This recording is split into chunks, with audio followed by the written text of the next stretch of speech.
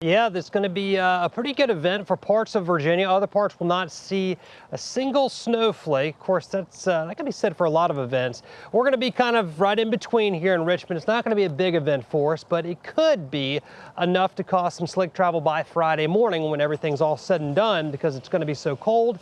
And that could lead to maybe some school delays or even some cancellations in some cases. Let me show you what we've got from today, first off, and then we will get to everything you can expect. 45 this morning, 54 degrees the high temperature this afternoon, so it was pretty chilly today compared to yesterday, 10 degrees cooler. Right now it's 48. We have a north wind at 5 miles per hour that continues to reinforce a very dry air mass in place. A dew point currently of 18, which will be important as the precipitation falls tomorrow to cool the atmosphere, and that can only occur if you have some dry air in place. Other temperatures out there mostly in the 40s, although it's dropped back to the 30s in a couple locations, Louisa and Petersburg, a couple of those spots. All right, here's a look at your weather headlines. The snow will develop tomorrow during the day, and it will overspread the area from southwest to northeast. Light accumulations possible in the Richmond area, and the heaviest snow is going to be across south side and southeast Virginia, including the Hampton Roads area.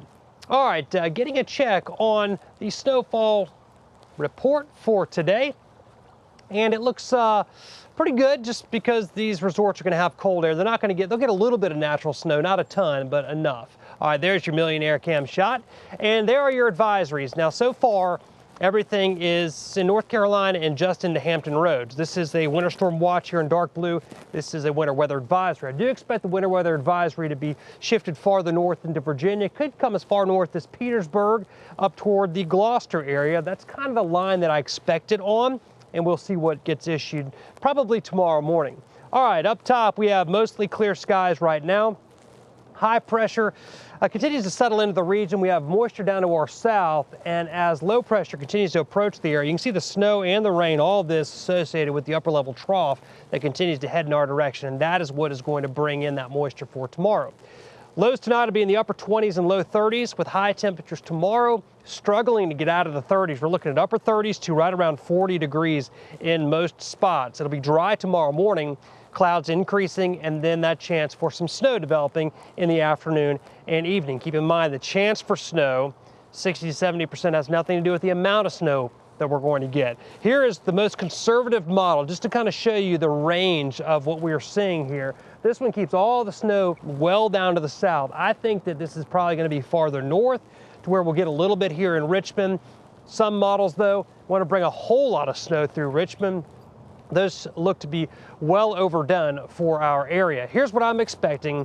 A trace to an inch here in the light blue, including most of Richmond. South side and southeast Richmond could be in the 1 to 2 inch range, and then 2 to 4 inches farther south.